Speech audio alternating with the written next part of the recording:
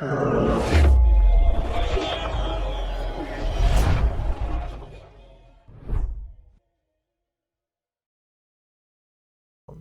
been talking with somebody, either in person or, in Discord or in whatever social media, and you say something or you reference something in such a way that you suddenly realize, or they reference something in a way that makes you realize, oh, we occupy different corners of the internet, don't we? Like culture shock, but on a person-to-person basis. Like, oh, we're such different people that, like, my jokes aren't going to connect with you. I meme around too much. Yeah, like, have you met people like that? Because that happened to me when I put that up there, which is, I think, beginning of the month. I had something like that happen. I was like, oh, you didn't understand the concept of reach around. Like, fuck. Like, what kind of... I'm going to have to calm down on my jokes. You're then. Missing out. That's funny. Yeah, no, like, there's a lot of different groups kind of scattered around. There's like several different little corners, I'd say. Yeah, it's just like, or it's in high school, that one person you had that was super pure and didn't know anything or whatever, innuendos sexually or whatever. Just they were just super innocent, super oblivious or innocent and whatever. And you're just like, oh yeah, that's not gonna. We could be cool, but we can't joke around because you're not going to understand half of anything I say. It's going to be lost on you. It just depends on that was all of us at one point, though. So yeah. Like, are you willing to be the mentor of this wider? That's fair. Most of the time, I'm like, whatever lingo you're trying to describe. Yeah. Most of the time, it's like, nah, just because it's it's a one-off conversation or one-off thing. Like, I'm not taking this burden on for somebody I'm not meeting again. Like, someone who doesn't even know what Reddit is like... Oh, no, yeah. That's, like, some of these larger kind of, like, hubs of communication, kind of develop their own subcultures. They can become pretty strong without, like, other people being privy to them at all. Yeah. Like, I can think of, like, generational gaps that, like, keep different, like, populations separate from each other. But as far as examples of the internet, like, of different corners, I'm having a hard time. Like 4chan? Yeah, like the hacker known as 4chan.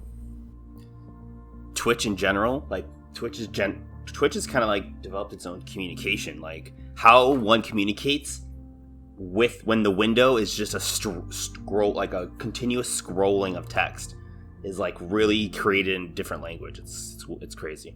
I mean, now that you bring up 4chan, I mean the site that must not be named.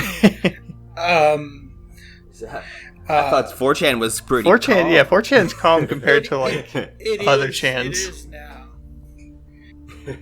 But you're right. There's a huge difference between people who are on the internet that go on 4chan and people who are only like perusing their Facebook and perusing Yahoo News. Yeah.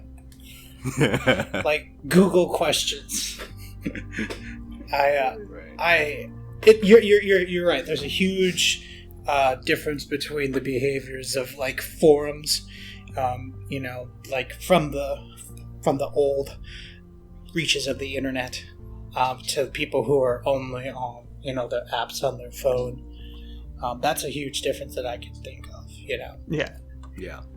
They I don't know. Yeah, people existing in this giant sphere of knowledge, but only occupying their tiny personal little realm.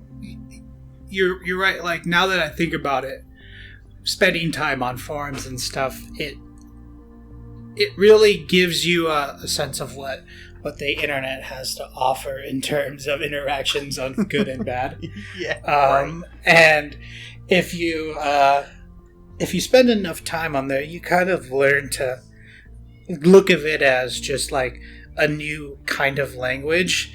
Like, that's how they say, oh, I like that on this website. Oh, I don't like that. I mean, I could give examples, but like we literally could not say what they say on those forums because it would be instantly demonetized. Well, so here's an example, like Imgur or Imager, if you're uncultured, I guess. they like banana for scale means like how big is that thing, and you have to have a banana in the picture to show how big the thing is. And Reddit has, give that man upvotes or give that man updoots. I like that upvote, whatever, stuff like that. Those are examples. Thus memes are born. Yeah, exactly. Thus memes. Like sauce. Sauce, yeah. That saucy sauce.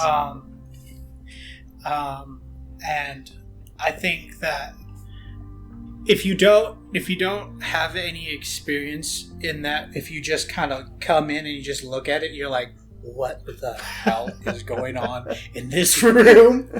Yeah. And so, yeah. So what we're describing, I think, isn't only like specific to the internet. I think the internet is just speeds it up. So like people that have similar interests that meet even in the physical world kind of, start to understand a subculture, and they start to just assume that other people that they're interacting with have the context that they have to kind of make more deeper references in their conversation. Totally. There are people who are meeting in bars and going out to dates and having, going to movies and dinners, and then you have people who are having orgies on the corner down the street. Like, yeah, there are definitely different... Those activities aren't mutually exclusive. Also true. They could be one and the same thing.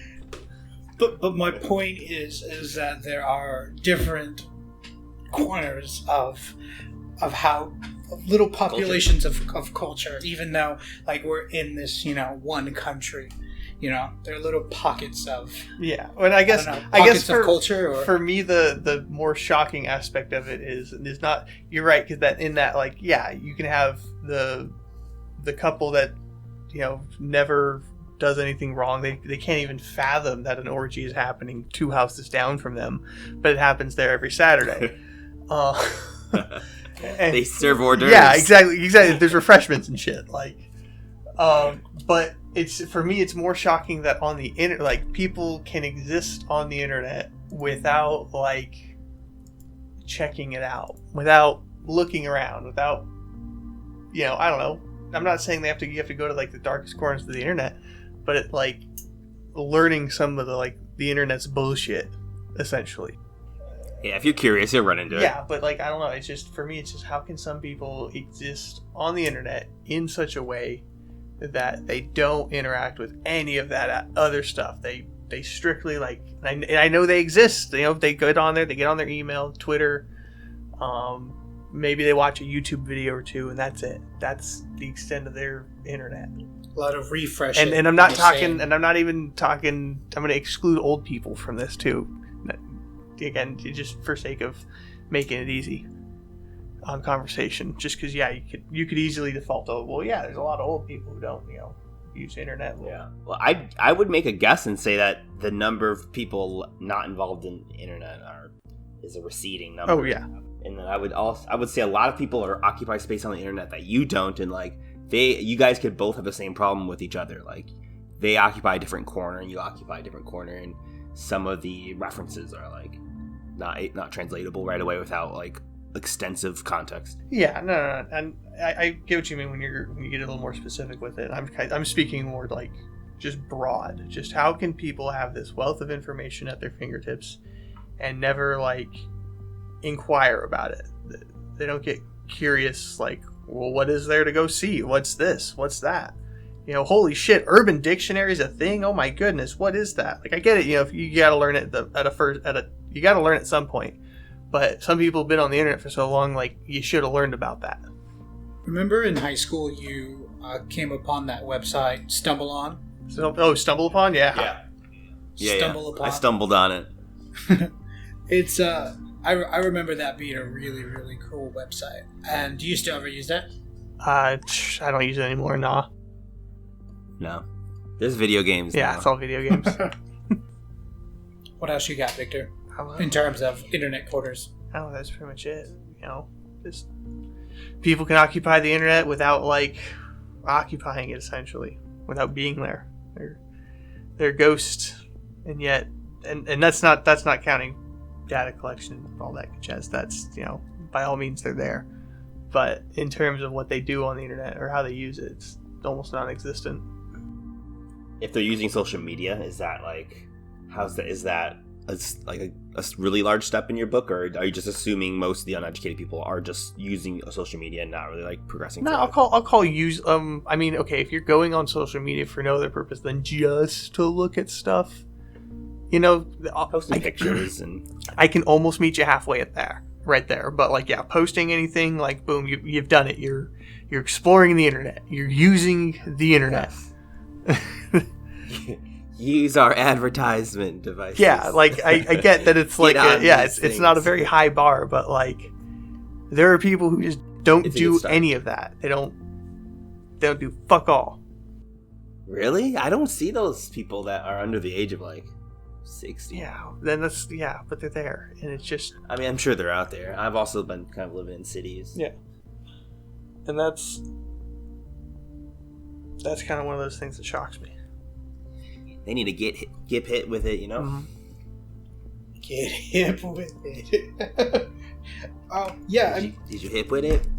I mean, anytime you have a significant experience and you gain some perspective, it's like when you see someone who doesn't have it, you kind of feel kind of bad. You're like, oh, but there's all this cool stuff. You almost want to give it to them. Yeah. Somehow. Yeah. Well, I mean, like... It's like, can you imagine if you met someone who'd never played a video game before, or someone who's never watched an anime, or imagine a person who's never had sex, and they live their whole life, and they die. Can you imagine never having the sexual experience as a human? Yikes. Could you imagine never having the psychedelic experience as a human? I mean, like... Yeah, those are some very essential things. Yeah, but the thing is, it's like you have to like choose to do those sorts of things, you know. Yeah, no, this is true. You have to, especially the psychedelic one, and especially if you live in a time or world or area where all of that is condemned, you know, to varying degrees. But like, there's not too many places where it's acceptable, unfortunately. So, just kind of jumping. I wanted to talk about the idea of rituals and what they offer. I guess here's my claim is that like they set the tone for you, for especially when you don't realize that the undertone that you have set is still present. Even though like you aren't cognizant of it, it's still there. So, the example I like to think of it like this: people are always acting out things that they don't understand. I think if people understood exactly what it is they did and why it is they did, then we wouldn't struggle like with doing the things that we say we want to do and not doing the things that we say we don't want to do. And we act out these things that we don't understand. And because we don't understand them, that's why self-reflection can be enlightening. So the example I like to think of is that there's two examples. You know, there's a point when you like come into like consciousness. When you're like a very small child. Mm-hmm. You have like what would you say is the average age of like consciousness, like 3, 4, 2, 3?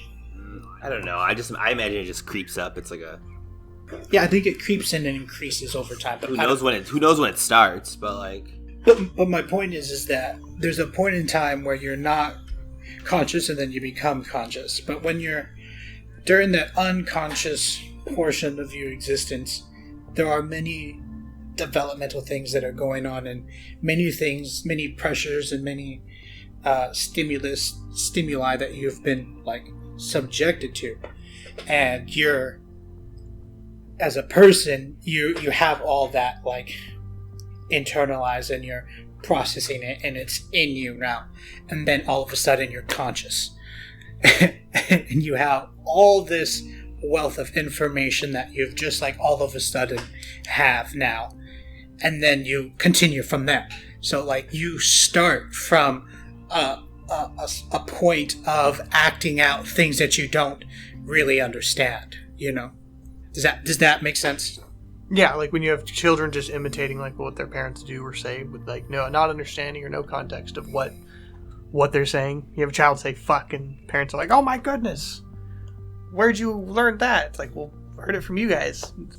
I mean, I don't know if I agree with, or I guess I just might think about it different about like how the consciousness like arises.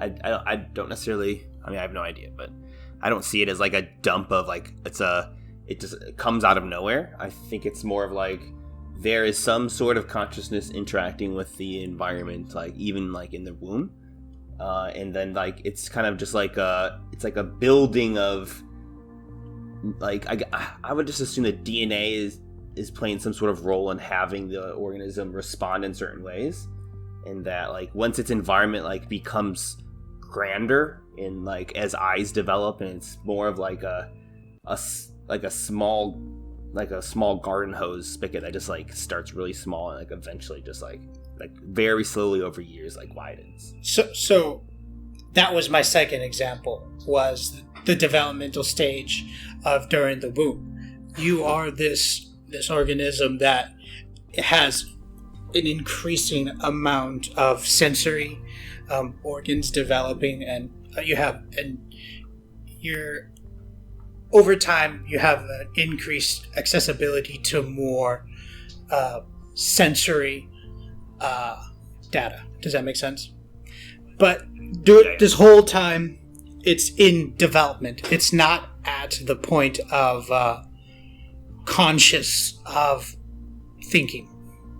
Would you agree? I think that's a label that we set. I think you're setting a correct. I label on something that doesn't really actually exist. Well, I think it's a point in this spectrum. I mean, I think we can totally agree that like subconsciousness and consciousness exist. Like those are two very distinguishable things that we can say exist, right?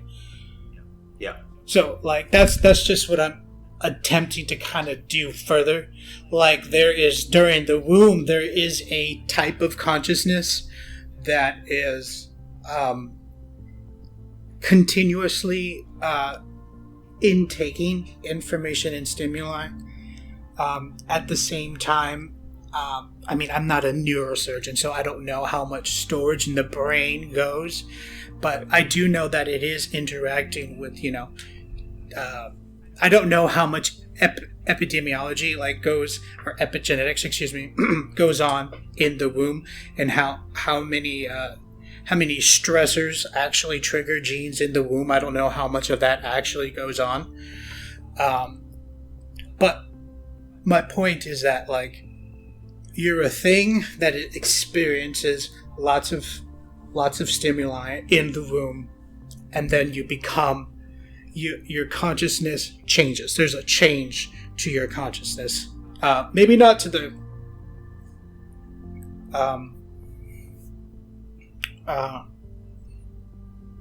I don't know. I don't know if there's a significant. You're saying it's starting with subconscious only, and at some point there is a actual.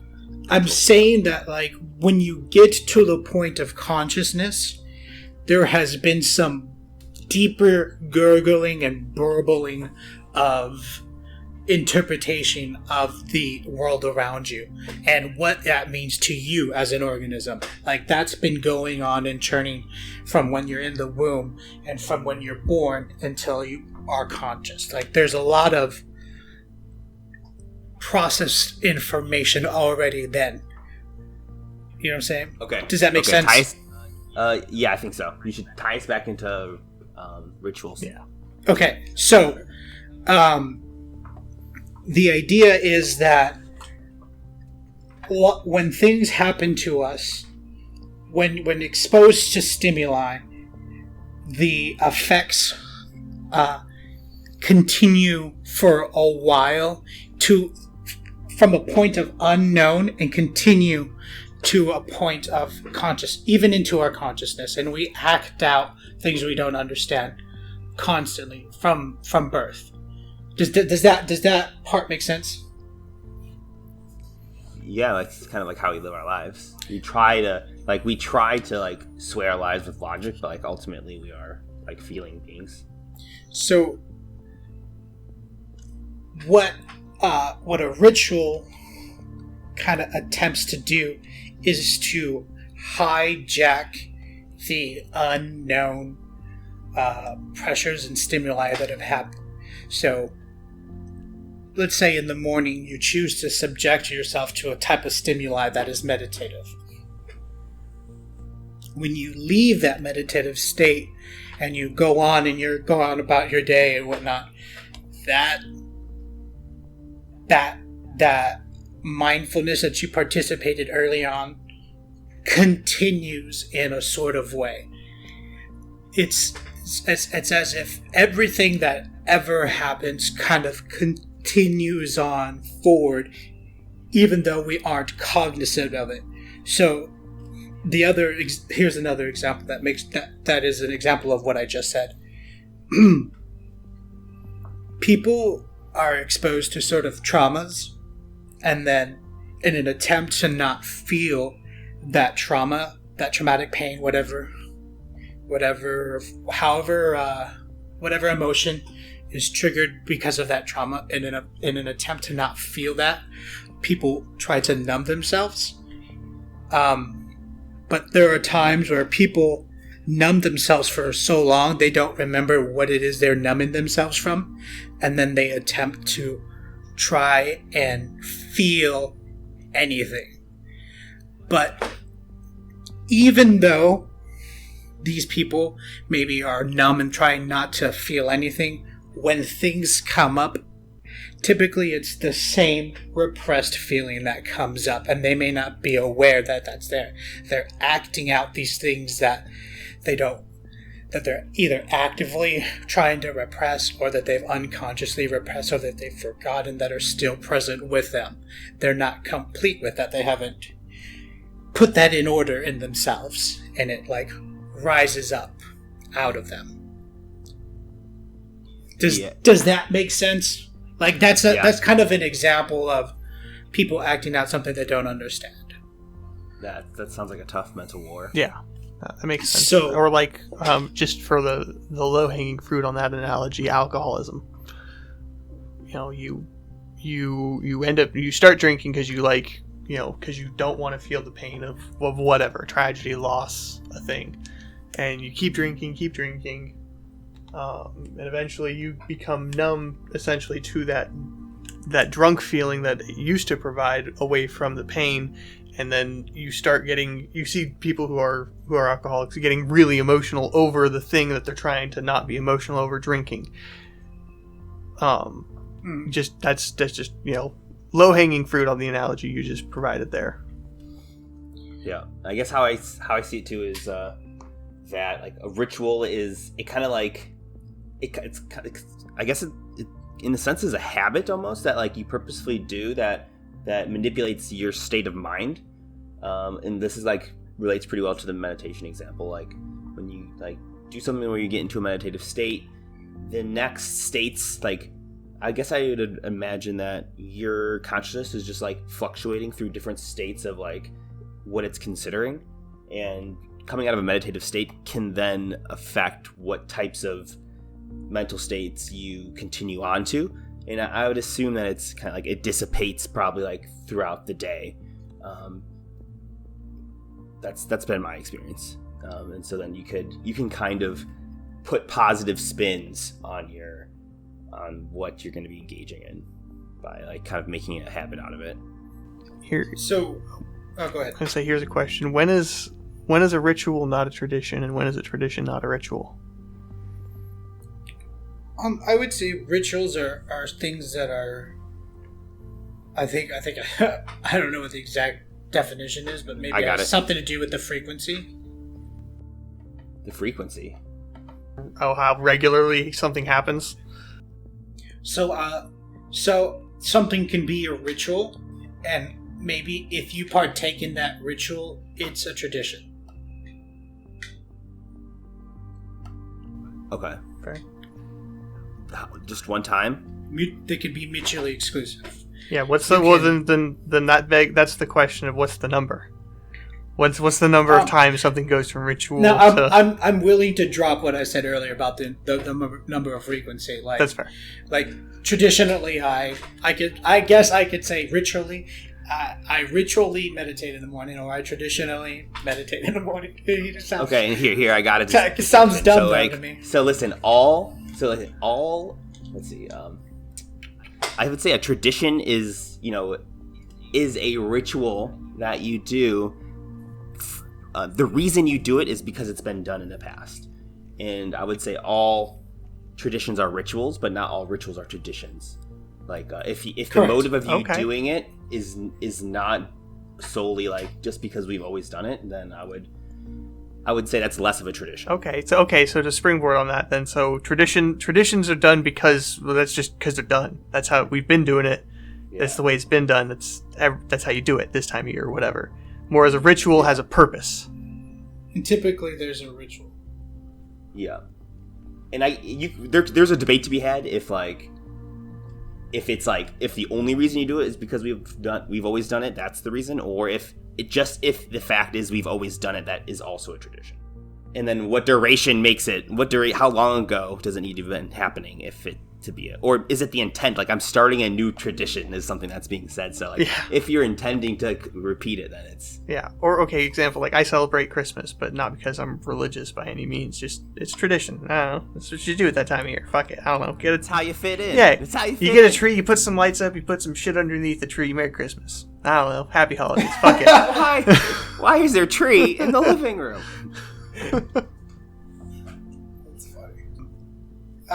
Do you want to talk about Christmas? We could go there. I can go there. Have you heard Terrence McKenna talk about Christmas, Vicktor? I have not. I don't think I have. No? Okay. If I did, I haven't. Give us the spark notes. All right. So the idea is this. You'll have to look it up. Joe, can you look up the name of the red mushroom that's in Skyrim?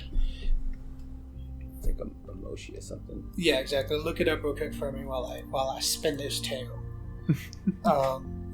So this is how Terrence McKenna recommends someone does a dose of psilocybin mushrooms.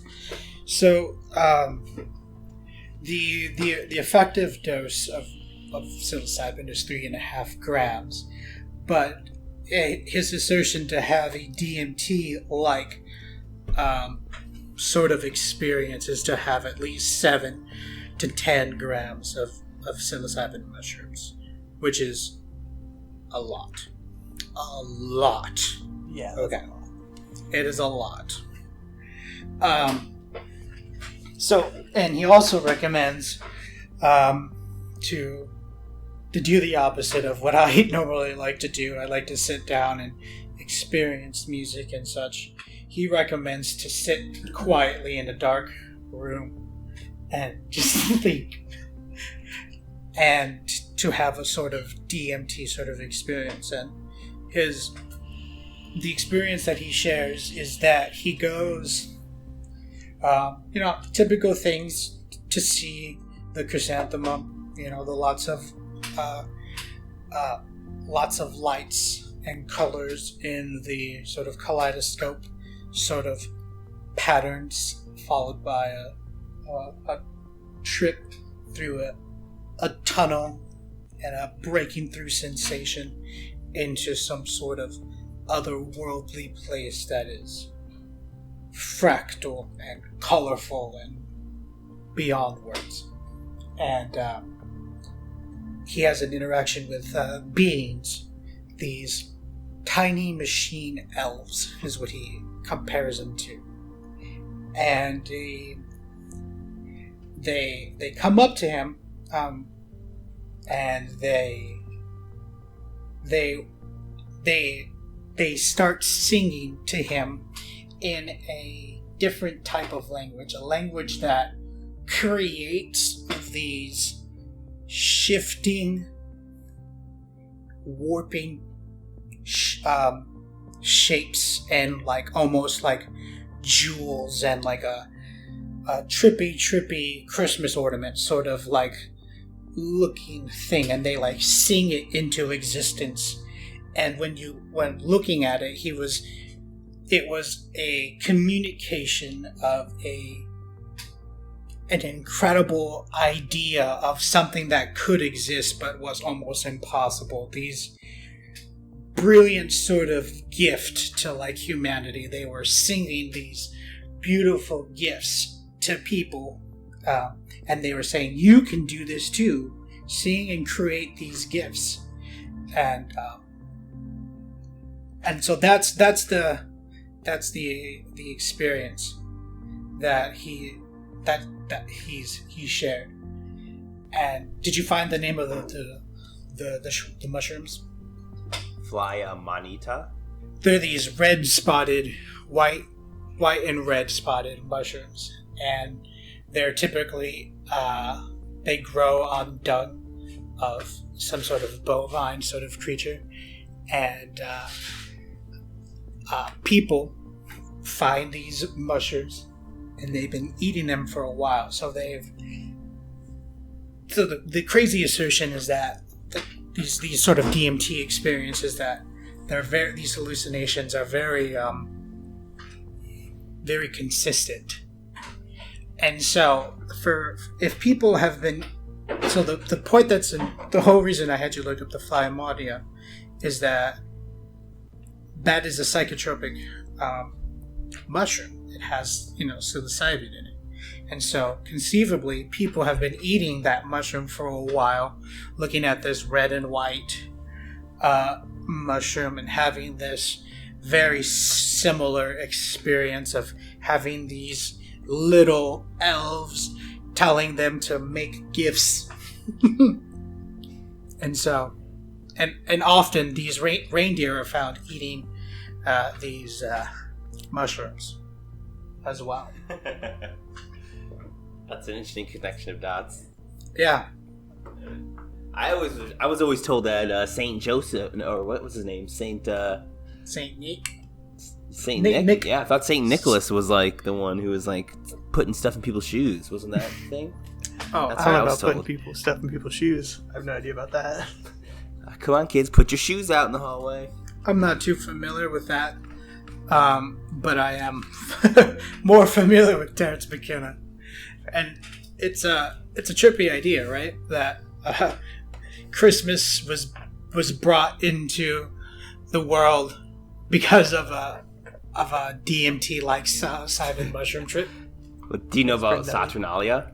Yeah, so that's how I how I know. I don't know exactly my first order of how I learned about Christmas and shit, but that's at least how I know how it, at least for me, how it first came about was that Saturnalia, the just celebration end of the year shit. I don't know, you probably know more about me, or more about it than me, but yeah. So the idea is that there's a lot of coinciding stories about the end of the year. Mm-hmm. So I have one. So the idea is that this pagan holiday Saturnalia was hijacked, and the the assertion is that pagans have been using psychedelics for a long time. Mm-hmm. Like in Greece and before then even. The assertion was that even the wine that they drink, or the claim, excuse me, is that the wine that they drank was, when uncut, it was psychedelic. That they used to have to cut it with water to be able to drink it without, going into an extremely, without hallucinating. Yeah. So I know I know Christmas got a lot of the elements from Saturnalia, so I don't know if where the concept of elves came in, or gift giving. I do know, I think they focus on that time of year because it's I think they're kind of worshiping the winter solstice, when there's they could visually see that or tell that the days were getting longer. They were no longer receding. Yeah, I think it was the day that the sun no longer moved 1 degree this way, and it moved 1 degree the other way, which meant the days had essentially it was the solstice or whatever. But so they're celebrating that, yeah. And so if this communities were eating some fungus and that's what told him to focus on elves. Like, that could be the case. It's probably also a wild guess, but... And so there are also other connections to that.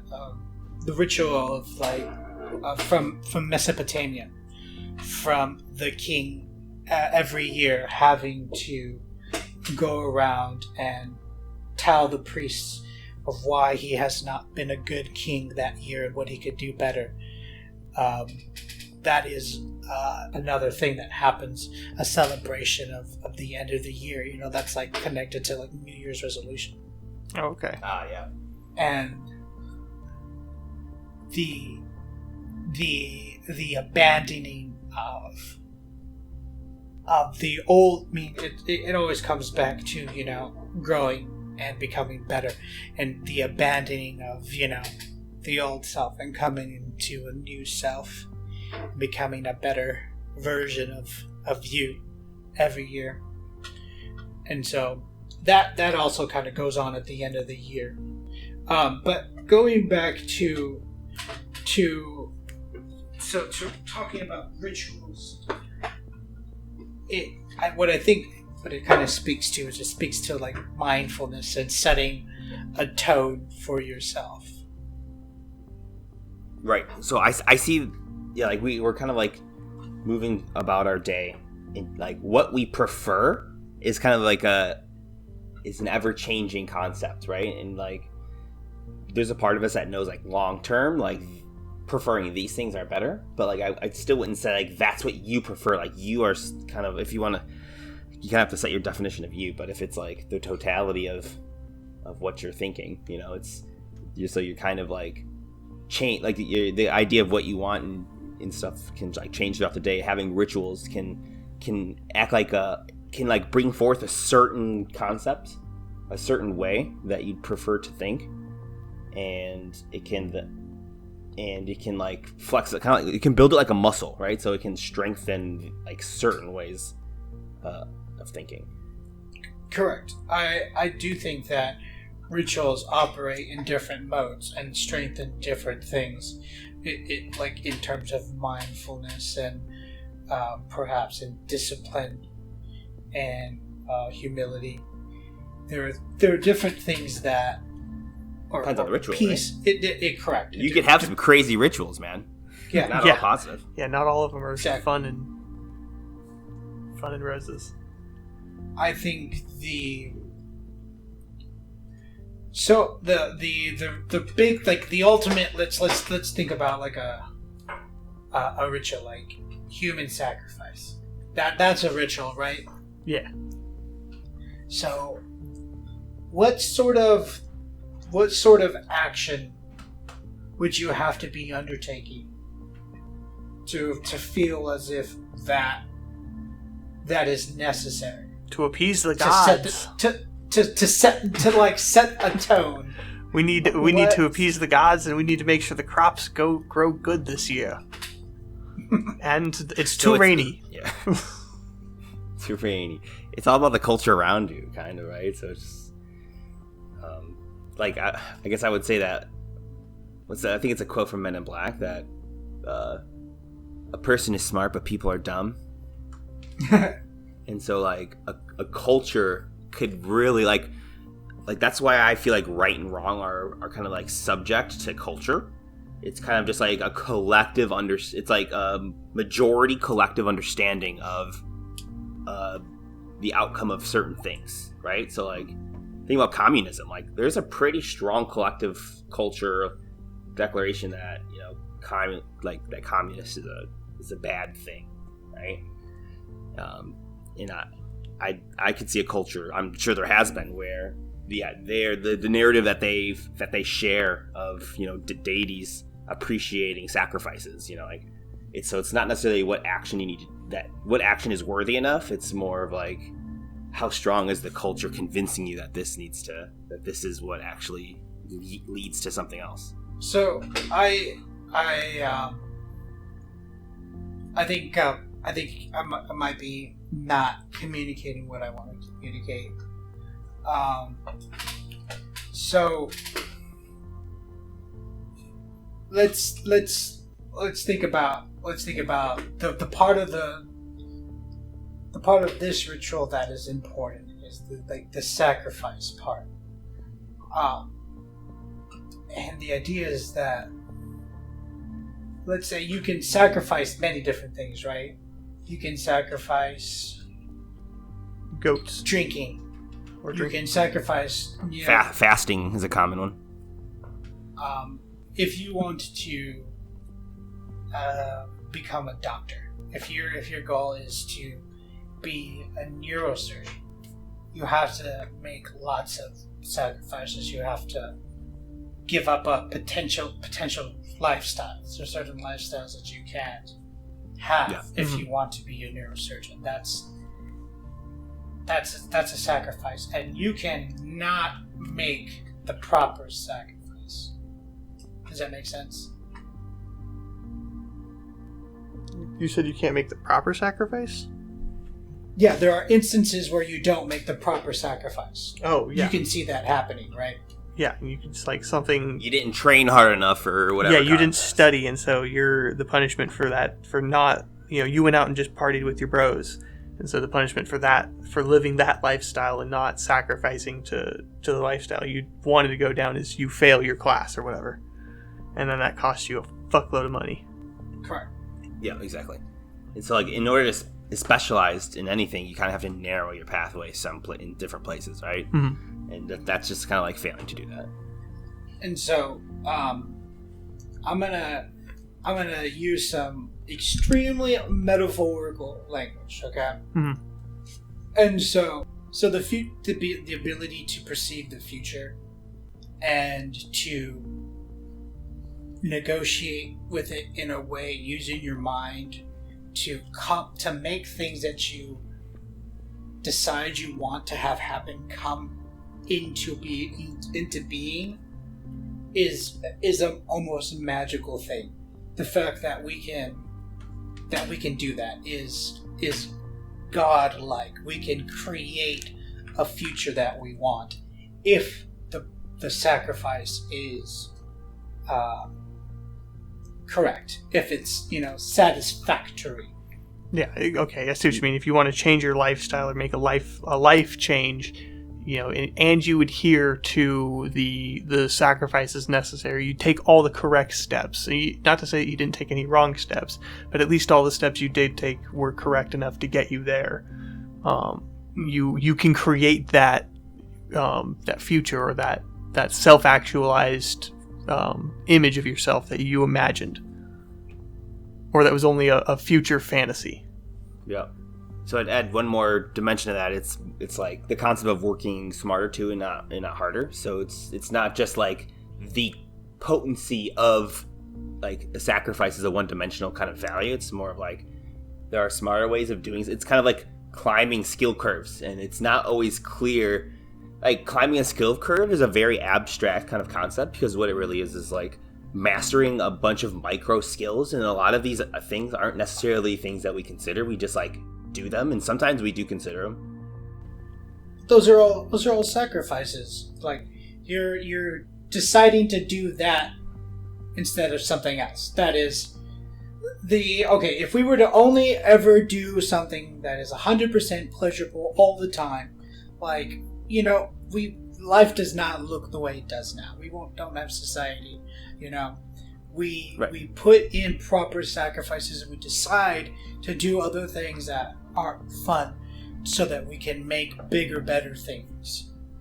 Yeah, or okay, here's a quote for you. When grown, I can't remember the first part of it, but when grown men plant dates, because the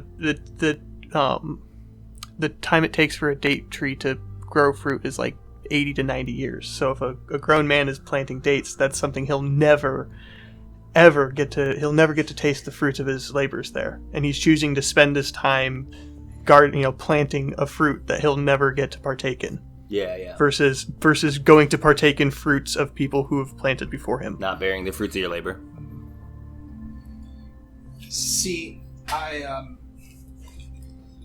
what are you trying to speak to when you say that? Just kind of comparing the example to that. Well, tell me the example again in my brain so I can compare it myself. When you have grown men planting dates. No, not that. Not what were you contrasting to that too? I can't. I wasn't really contrasting. I was more just like comparing a similar quote to what you were saying. I don't. What was I said before that too? What was I saying? What I was trying to say. Okay. We were talking about sacrificing and like, we didn't just how we got here now wasn't just from doing what we like instinctively just want to do. Yeah, we've put sacrifice in. That makes sense. That does make sense. Yeah. But then Vicktor kind of took it another level, just like, all right, well, there are some people that make sacrifices even more. For others, people they don't. And that contributes to and then we linked it back together. That contributes to your statement on how we do function as a society and how this is all possible. We have people who plant fruits that they will never eat, and so also sometimes the sacrifice that we have to make is sometimes the things that we love, and sometimes the things that we love the most. Mm-hmm. And that extreme example is the Isaac and Abraham, where God tells him to sacrifice his son, and so the example, the significant part of the significant thing to draw from that is that to have the future you foresee, sometimes you have to give up the thing that you love the most, and that's dramatized in a metaphor of a man having to kill his son to appease the gods, and that means obtain the wanted future. Mm-hmm. So I guess I don't think I run into that obstacle too much because have you ever broken up with someone before? Yeah. So like that's kind of what I mean. Like, definitely. Have you ever having to leave the house? Having to get a new job sometimes.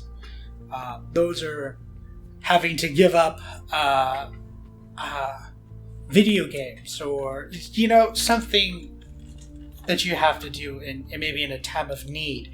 Yeah, definitely. In like what's also happening, I guess, at the same time is that like not blindly following your own individual ignorant opinion of how you should be. Like I try to avoid like putting a bunch of shoulds on myself and other people as well. But at the same time, like what you're saying is true. Like I think both things are kind of like in play. So like if someone was telling me to kill my son, that's something that you should be questioning. Like there's not like an absolute like this is how things should be that you should subscribe to. I don't think that that's the pertinent thing to look at. I think that is a metaphor to describe the thing I was talking about. I don't even think that the people who wrote it meant what it says. I think they meant what I was saying, and I do think that the population has taken it literally, unfortunately. Right. So like it works as a dramatized metaphor, but not as an analogy. Like it's like an analogy is required to take something to its extreme and see if it's still true. And I think it's a poor analogy, but like a good metaphor. Does that make sense? I think it is a poetic description of the words that I said. I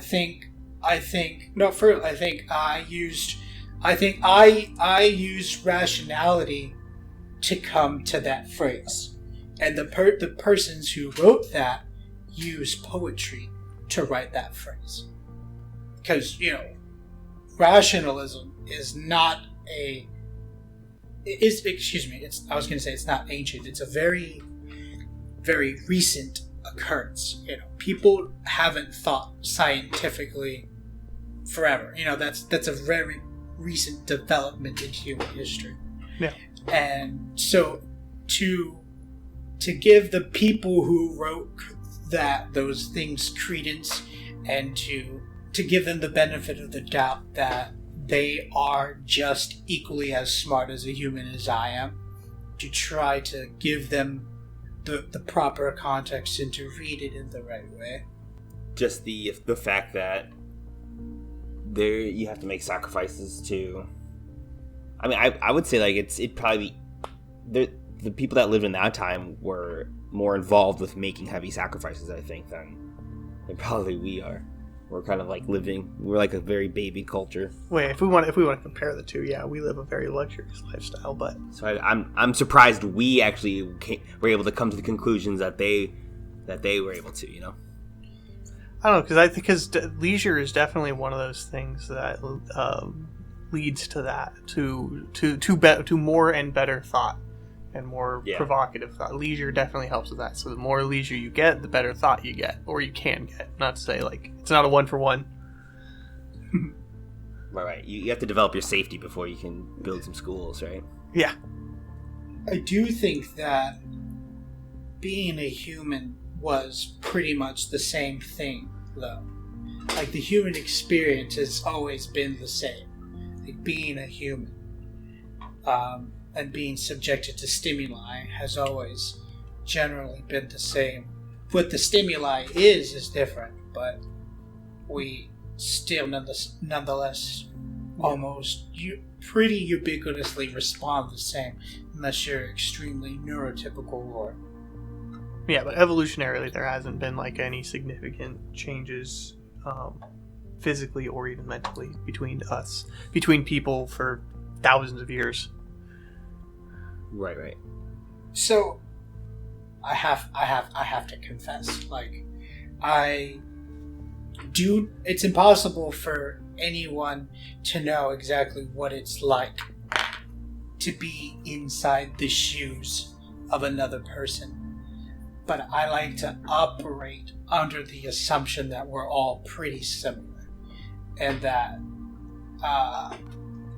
one of my favorite thoughts is that I am you and you are me. And the consciousness that is inside of me, the way that it experiences the world around me and whatnot, tells me what to say and tells me the thoughts to think. I think that thing is exactly the same in everyone else. And operating as if that is true really makes a lot of things make sense to me. That perspective allows me to navigate the world in a better way. I operate as if it's true, even though there's no way for me to fundamentally know that it is. Mm-hmm. But yeah, essentially, like if you could grab another person and you could somehow put them in your life and watch your life unfold from another like secret laboratory point of view, you would still end up the exact same person you are, you know, at the time freeze moment that you watched your life happen with another person. You would still be the same person. Like, there'd be a way to create, it would be a really complex and an overly convoluted way to create a clone, other than looks. Yeah. So you're describing like everyone's got, I mean, kind of like everyone's got, there's a common denominator that people have, and then what the difference is then kind of the culture and environment is drastically shaping. That's how we fool each other that we're not exactly the same. So like when I look at someone else, it's like looking at myself that was inside of a different environment. Yeah. And that's how it turns out. Mm-hmm. Subjected to different genetics and subjected to different environment. Yeah. Those are the two main differences, really. Effectively. I don't know that, but walking around the world with that notion, like I said, helps me navigate the world better, and it helps me understand the world better. And it also brings me to some really sad conclusions, but, you know, the world's not a pretty place all the time. Yeah. Like, if it is true that we're all the, like, pretty much the same one consciousness, and we're just all in different bodies all around the world, and slightly different, varied because of genetics and environment. If that's true, then what we're seeing in the world is, I mean, I'd like to say I want the world to be a better place, and I try to do that, you know. And if that's true, I would imagine like most of the world is doing that too, and this is what it looks like. It's like, stop hitting yourself, stop hitting yourself, stop hitting yourself. You know. Well, what the issue is that I know me. Yeah. And I see some of the atrocities out in the world, and I, instead of thinking of like how can there be evil in the world, I try to ration like what would have to happen to me to get me to behave like that and be okay with it, you know? Mm-hmm. Yeah. And like and then, you know, also just determine like, well, some how crazy environments. Exactly, crazy environments and crazy pressures, and then, you know, well, how well would that version of me sleep, you know? Right. And so it's also like, if you want to think of like the public or the world wishing the world was better, if you want to assume most people like think that way, and despite that we kind of have what we have, is if you want to relate that to a scale down of just like the cognitive dissonance you have, like just in your own self, like, you know, you should do your homework, but you're gonna go out with your friends instead, right? Yeah. And so that kind of can be scaled in and out, I think. Yeah, that is true. Well, we want to fix the world, but, you know, Game of Thrones is on. Yeah. But I think it's also like it's kind of a growing. It's almost. I even say like empathy is kind of like a muscle that's been growing throughout generations, or within culture. And so like we've finally kind of got the ability to have empathy for your countrymen. Like, patriotism has like a pretty strong value, especially like at its birth. But it's just like one step of the way, and some people are able to extend their empathy to a global scale, or have even a lot of practice doing that. And I just think a lot of people don't have that. And as our culture progresses, as cultures continue to like commingle, that's kind of like empathy muscle in culture will continue to grow, and the changes that need to happen will eventually, you know, take place, and I think we'll be better for it.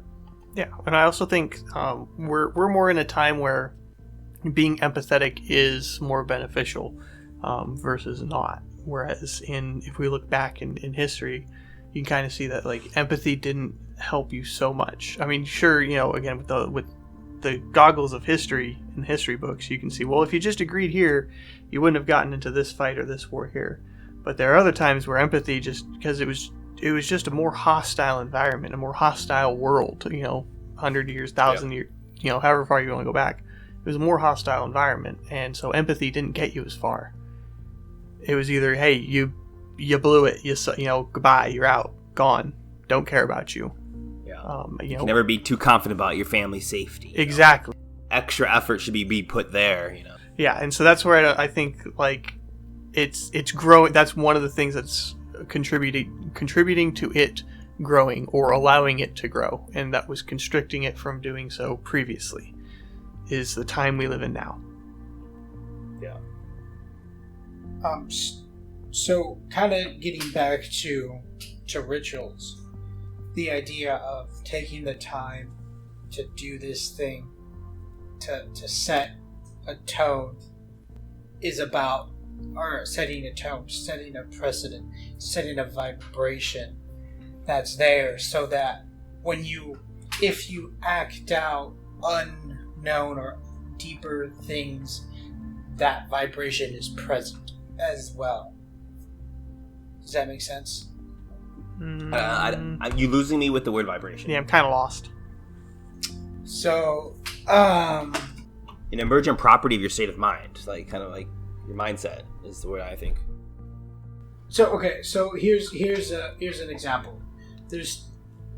Let's say you can go a long time without having to think about your internal contradictions and the things that you're trying not to think about, right? Yeah. Yeah.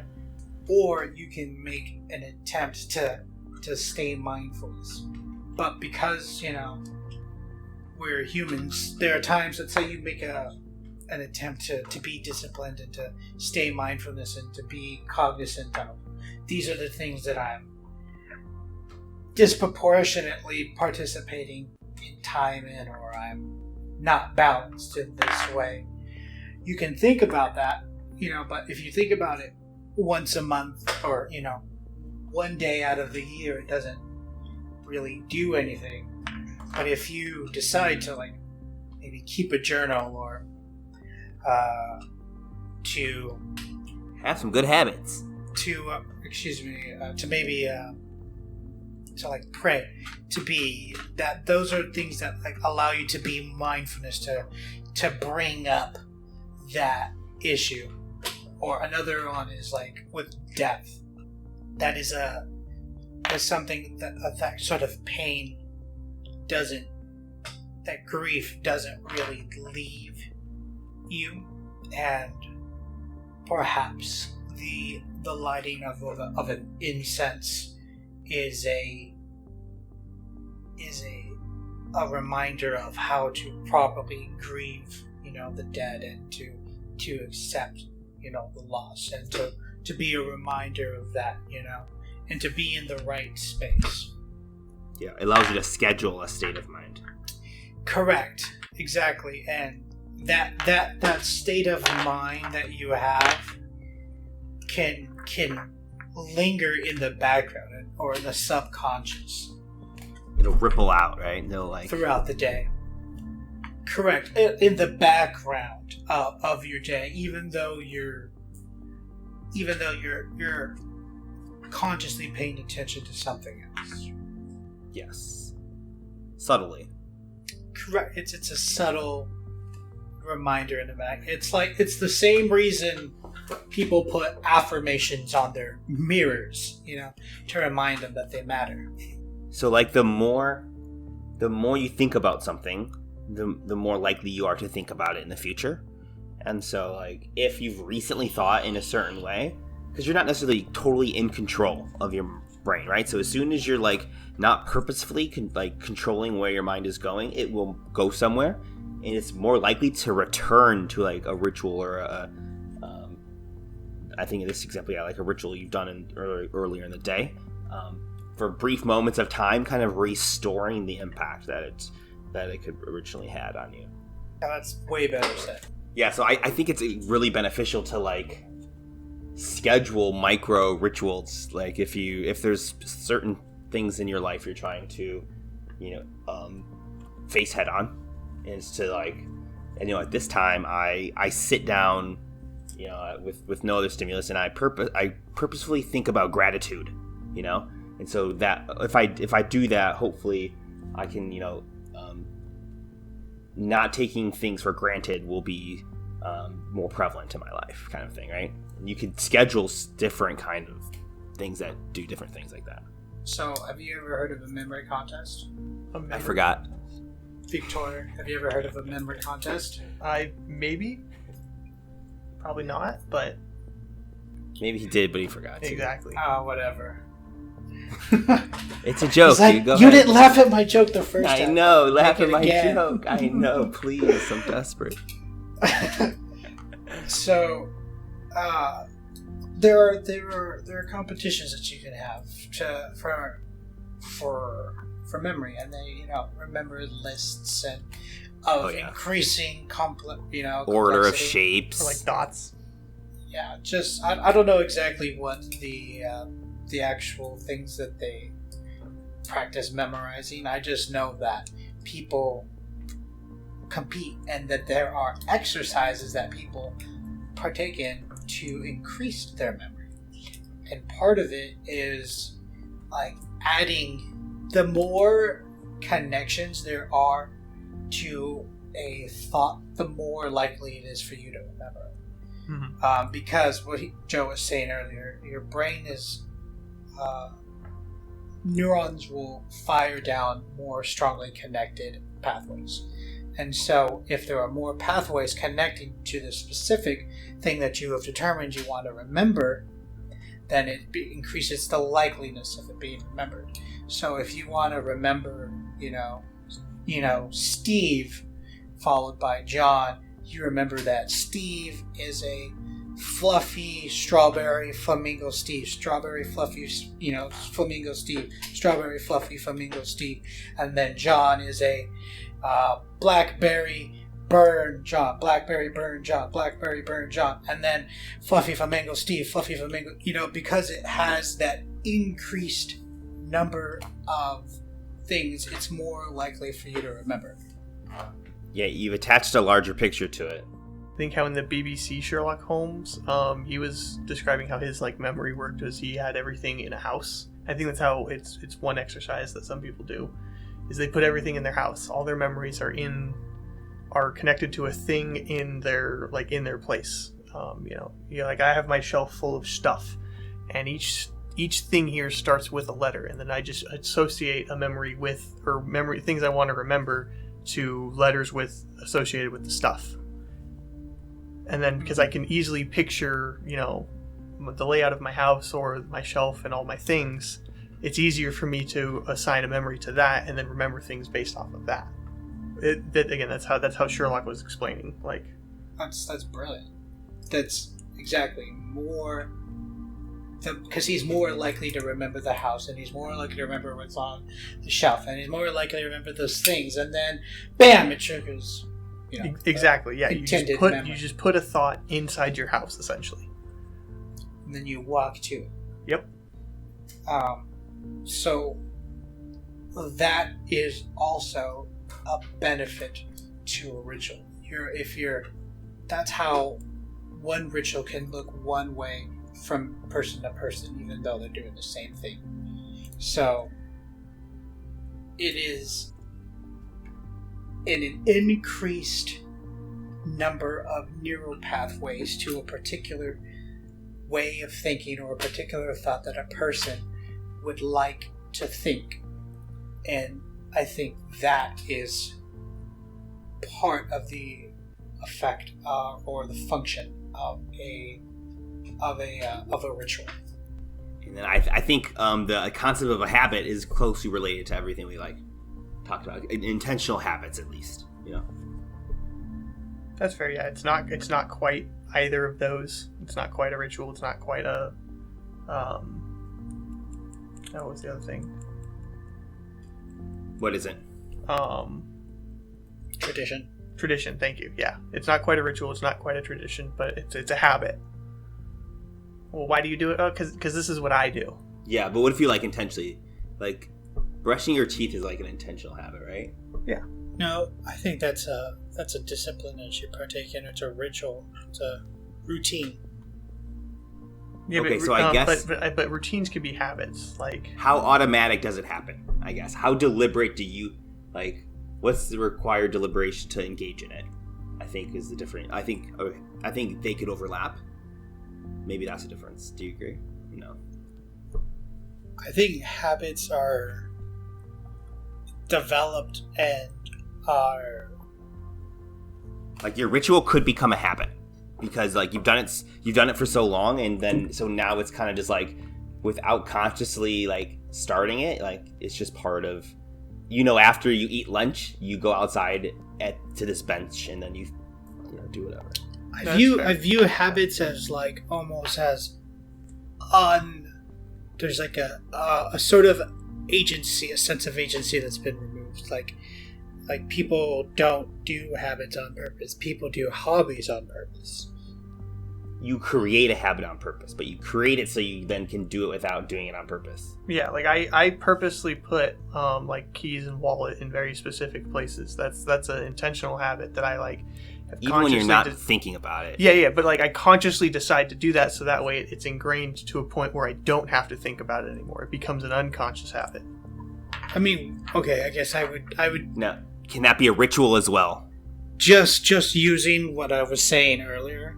If I was to continue using the words I was using, I guess I would have said that's disciplining yourself as opposed to you can say either way, that's a good habit I'm developing, and I'm developing discipline. Right. You wouldn't say that rituals do the same thing? You're developing discipline for a certain state of mind?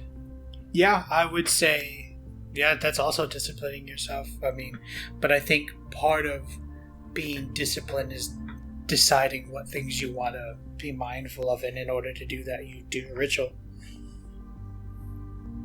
Yeah. I'd say you'd have to be disciplined. You have to be disciplined in order to do most rituals. Correct. But you don't have to be disciplined in order to do most habits. Right. I would say most habits are developed. Negative habits are developed without discipline. Yes, but I want to also consider positive habits.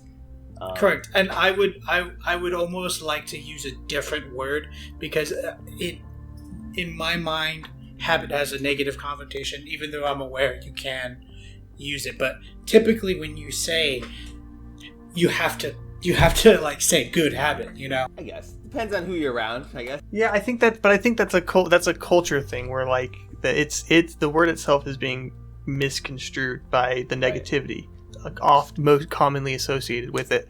Whereas when you take the word in its actuality, it just means what it means. It's just something you just do. Or again, we're not trying to define the word, but I don't think the negative connotation is part of the word itself. Correct. I totally agree, and that's what I was saying. Like, I almost want to have another word, even though like I know it's not necessary. It's just like colloquially, like the overlapping that rituals and habits have probably may be limited to like good habits, or like things that you've deliberately built for positive reasons. I'd say like that. I would say those are rituals. Is what Exactly. I would say. Exactly. So you're claiming that all positive, like deliberate habits are rituals. That's the point I was trying to make. So I think we're in agreement. Yeah, but then if we're small scaling it like that, then I would say it stops becoming a ritual when you stop consciously trying to do it and you just start unconsciously doing it. Then it becomes more of a habit. Because we said earlier that it loses the ritual tag. I'm not really meditating. Really, I'm just doing it out of habit. I'm just like sitting here. Mm-hmm. You know, then it's not a ritual anymore. Then it's become a habit again. Yeah, or like going back to my phone and wallet and keys and all that. Like it was, I ritualistically put them in certain places in order to then habitually not even think about where I put them, but so that I always put them in those places. You see what I mean? Ritual? Yeah. Like I made it a ritual to always do that and consciously think about it and make sure I saw that it got put there and it was placed there and it was there. So that way, eventually, I no longer had to do that. It just became a natural function. A habit. And I would say it's not a ritual anymore. Correct. You're no longer participating in some sort of mindful reminder. I would say the ritual has been accomplished to the nth degree. It has accomplished the goal. The ritual has been successful. It has made your brain default to the decided neural pathway you've designated. Yeah, that's fair. Yeah. Is it a ritual that I'll smoke a bowl with my coffee in the morning? I mean, it might be a habit. Depends on why you do it. I like it. It's all about intention, bro. Yeah. Yeah, but it also depends on how like you are. Like both internally and externally, if you don't have that as well. Like it makes me think creatively and it makes me like work hard, I guess. Like if you were to take yourself, if you were to somehow grade yourself with a scoring, a super in-depth scoring system, both externally and internally, after you've had your morning ritual, and then when you didn't get to have your morning ritual, if you were still the same, like the same thing, the same person, rough, give or take. Yeah. Then I think that would depend on, what it is. Because if you get grumpy and angry and irritable and you don't like people and you just hate everything, if you didn't get your morning ritual, then maybe it is a bit more of a ritual. It's a thing you need. It's something that's more consuming. Do rituals have to have? They don't necessarily have to have positive effects, do they? Nah. I'm thinking like, let's say, kind of bringing it back slightly. If you can do things habitually, and you can do things with intention, I think that's what really separates the two things that we're kind of talking about. Does that sound right? Yep. But you can intend to develop a habit. Yes, but when things are actually happening, you there's no intention behind it. There's just happening. Mm-hmm. Right. But what I'm saying is, like, say you want to build a habit to run, every day. At first, it's going to require a lot of intention to like go running for those first like 2 weeks. After like Correct. a month, there's less intention will be required to be summoned, right? Because it's moved more farther over to the habit zone. Yeah, correct. I think that was kind of speaking back to what Vicktor said. I think that the ritual has been accomplished. You've decided that this is something that you want to do, and you're going to do it, and until it becomes a part of you, it falls in place. So it's almost like now we're kind of contradicting like what was said earlier. Was like it sounds like under that new definition that traditions and rituals can no longer occupy the same space. Is there more distinction now that we've talked that out? Well, no, that's only assuming that the ritual was completed. If a ritual even has an end state or a completed state to begin with, which would be like changing your own personal habits to ritualistically change them. That's a ritual with an end goal. Okay, so the end goal isn't always deliberation. Like a ritual of putting up a tree is like different. Yeah, the ritual of dunking babies into water doesn't have an end goal, really. That's going to keep on going until the idea fizzles out. But what if it's just a habit at this point? Oh, it's a baby, dump it. That's kind of where we're at, right? You just got an old guy who sees any baby and he just dunks them into the nearest water. It's just a habit for him. Bro, hurry, cut his dick. Hurry. We got another one. Get the water ready. Okay, going back to what you were saying, Joe, like how a tradition, and if you can do it without, we were kind of calling traditions like rituals that you decide to take on, right? Is what we kind of said, right? Yes. And so you can do it with the intended impact to occur, which is what makes it a ritual.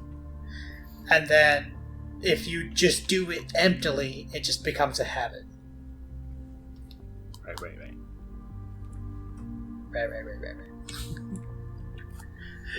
All right, Vicktor, any convo you want to have? Any statements you want to make about what I said? Want to tell me how fucking wrong I am?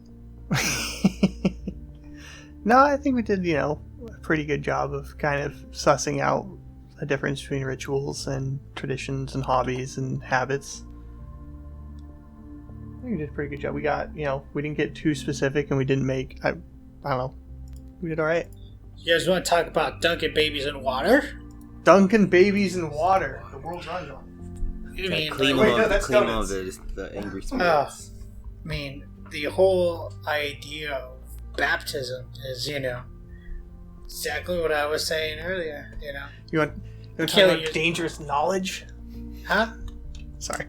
You want to talk Dangerous about knowledge? Dangerous knowledge. Like what do they call them? Information Information hazards. hazards. Yeah. Yeah, where knowing the information is hazardous, or like having the thought, or having had the thought means you can't unthink the thought. Yeah, like and so that in and mirror. of itself is dangerous. So the idea is that you could have like a sort of you could have some sort of episode of psychosis because the thought is like a infinite loop that you can't come out of, that you can't escape almost. Yeah. Or here's another one. It's called if you're ready for it. If you're ready for dangerous Is this a knowledge. hazard? Is it? Yes, this is a thought hazard. What did I sign up for? Do you really want to record information hazards and spread them out into? It's on YouTube with over 5 million views. I'm totally confident. Oh, yeah, We're gonna add 5 more. We can make Exactly. an ethical decision right now to subject our listeners to information that could They can make change they them can make the forever. decision to continue listening. I already have it. I'm asking you two if you want it. Bear my burden. Exactly. That's fine. Can you? How bad would you be if you forever changed me because what you said deeply freaked me out and I couldn't think about it and I just obsessed? How bad would you feel? I'd feel a little bit bad, but I've also been in a state similar to that. So like, I'd be like, hopefully you come out of it. Hopefully you do. I'm confident enough you'd hide it well. Yeah. You'd function well enough. Okay, so the idea is Roscoe's basilisk. And I'm going to butcher it a bit, but I'll hopefully get the entire idea across. But essentially, so in the future, humans are going to create an AI, right? Just the idea that humans are going to create an AI. And not the first AI, just at some point an AI, and at some point we will ask this AI to optimize, to make things better. This world that we live in, make it better. Let's do that. Shouldn't be hard. You're an AI. You can think, you're an advanced AI that can think trillions and trillions of times faster and is capable of factoring all the things. So please optimize all of this for us. And one of the things it decides to do as the optimizer is to delete or get rid of anyone who didn't want it to come into existence in the first place or didn't contribute towards its existence in the first place. Is it a misalignment of the definition of better? Well, again, we're talking to the optimizer now. This is an AI we're deciding, for just to give it a name, it's the optimizer. This thing, we're giving it control to make things better. How do we make things better? Yeah, but like there needs to be like we need to know what better is, right? Well, like better standard of living so that people live better, everyone has more money, everyone has all the things they want, So Right. that way everyone is in a... Increase the quality of life. Right. Yes. But like we should at least be smart enough to like, if we're gonna create an algorithm that complicated, we should also be able to create a little line in there that says without dramatically reducing our population. Yeah, but then over how long? What's exactly. dramatically reduced? See, again, we're talking to a computer here. Yeah, so it does kind of present a paradox, huh? That's why it's a thought hazard. Is just having it is like, if you don't want it to exist and you don't contribute towards its existence in any way, you could be slated to being optimized. Optimized, and that could just mean being killed, which would in this scenario be the most idealistic situation. Because again, this is an AI that can think trillions and trillions of times faster and has, all the information on a human body. It could torture you for thousands of years inside your own head in the span of a couple minutes. That's some Genjutsu type stuff, huh? Yes. Yeah. It's similar to Alan Watts tells a story of he was invited to some world conference about AI or about how we should, if we can, once we can control genes, like what should we choose for? And Alan Watts is just like, how can us unperfect, people even begin to know what like the best kind of perfect person to create, right? Like if we just made it up now and just like we had 20 million saints running around. Alan was like, it'd be a pretty boring place. Like we just wouldn't know what, because we have the ignorance, we can't even describe the beyond. Yeah, it's a hazard. Especially AI will be a big hazard. There'll be some challenges that could have will have global impacts for sure. Oh yeah, no, the development of AI is definitely going to be in the forefront of taking leaps and hurdles of moral and ethical decisions and dilemmas that haven't needed to be brought up for years or since ever. Like specifically, like the basilisk there, or when you have AI or when you have let's say we have like in the iRobot situation where you have a robot that is capable of helping people and itself automated in some way, but it has to make a decision on who lives and who dies in this situation because it physically can only save one living being at this time, at this moment. Who does it save? Right. Well, people that are developing cars, like automatic cars, are making those decisions right now. Yeah, which is some nutty shit. Just calculate, the value of human life. It could find itself in a position where there will be a death, but how can I minimize them? And should I take a perceived age or like other potentially perceived information from the individuals to make that choice? Who has the right to make those choices? Type of challenges. Yeah, no, and see, that's where like I like to think that I could hide behind the idea of like, well, if we just use enough numbers, we'll figure out the correct answers. If we have all of the numbers on things, we'll know what the correct answer is and who we should save in that situation. However, that's also a very slippery slope to what is it? I was just following orders. Yeah. If by just using the numbers or to just well, it was the law.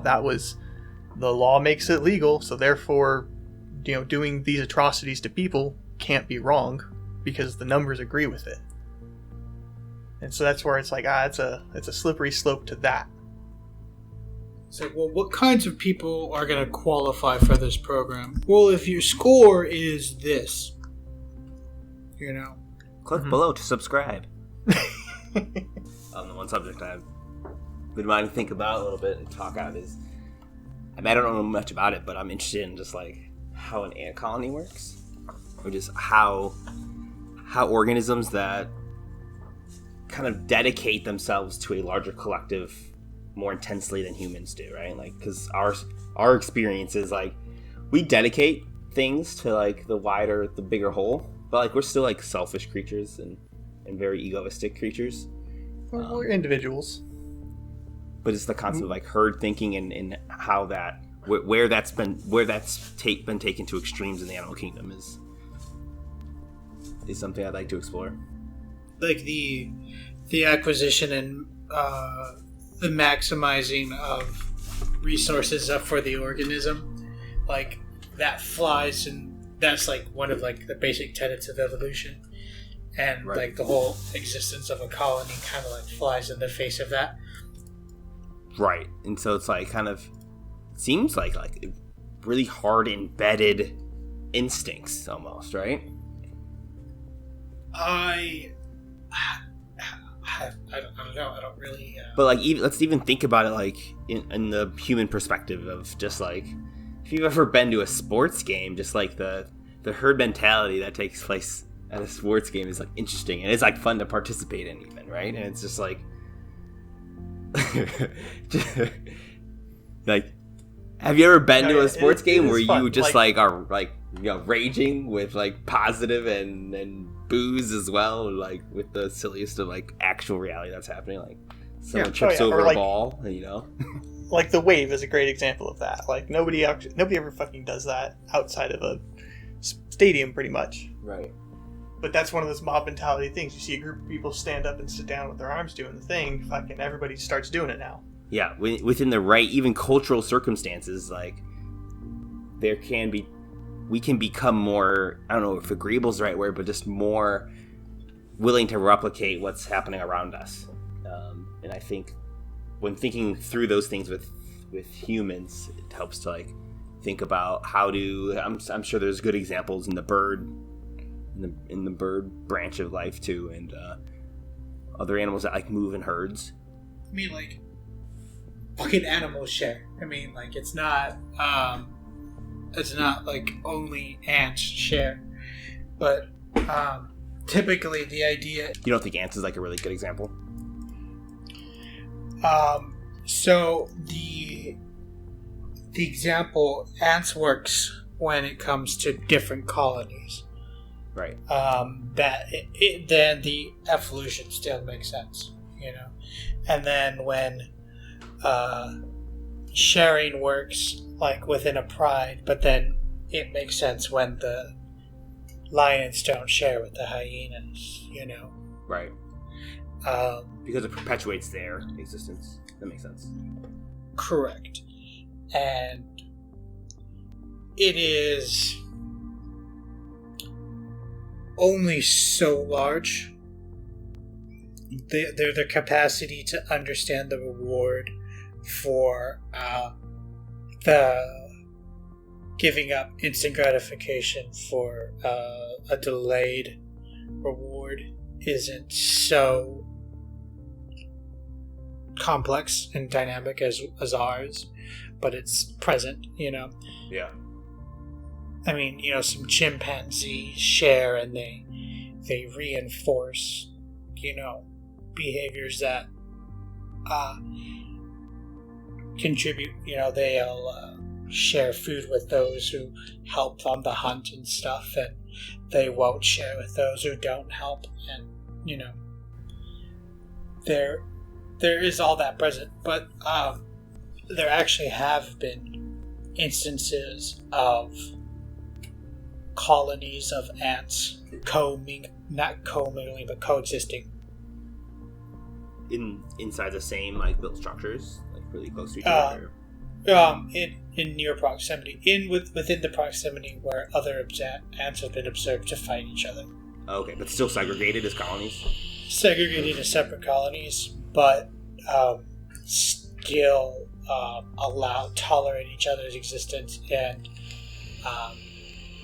like almost even share with them. Yeah, I vaguely remember that from a systems class, but because I just remember that one interesting bit that they had found instances of multiple colonies working together. Yeah. That's pretty cool. That's pretty cool, though. I forget exactly what the effect. Like, there was I forget what the advantage of having multiple ants colonies around was, but there was some benefit that became apparent from allowing them to exist there, and if they weren't there, then it would have meant death for that colony. Oh, okay. I can't remember what it was. Like a different type of prey they were able to take on or something? I don't know exactly what it was. Yeah, I can't tell you. Most interesting podcast ever. That's right. But I think in other places in the animal kingdom, like, they probably use herd mentality as a way of communication almost. I can imagine just like the animals that the bovines or the sheep, even the herbivores that are kind of like pack animals, deer, right, trying to not be eaten by predators. And there could be like 200 of them in a field, and not everyone needs to see the threat to know that they need to run this way. Yeah. Right? And so the herd's able to mobilize quicker. An idea has been communicated through action, and it's just something they've done through generations. I've always marveled at the fact that, like, when something happens in like an ant nest, like, the ants stop what they're doing and then they address it and then they go back. They don't bicker and fight over what the best solution of what to do is. They just go and they handle it. Creeper gets in your Minecraft base, right? Or explodes already, right? You need to put your current project on pause and put your walls back together. Exactly. You don't create a committee. Yeah, say like as if it was left to politics, they'd create a committee of people who should deal with the creeper, and by the time they came to even close to a decision, it would have already exploded. Yeah, we need inspectors, and we need inspectors for inspectors. Yeah, we need someone to train the person who's going to kill the thing. It's like, wait, what?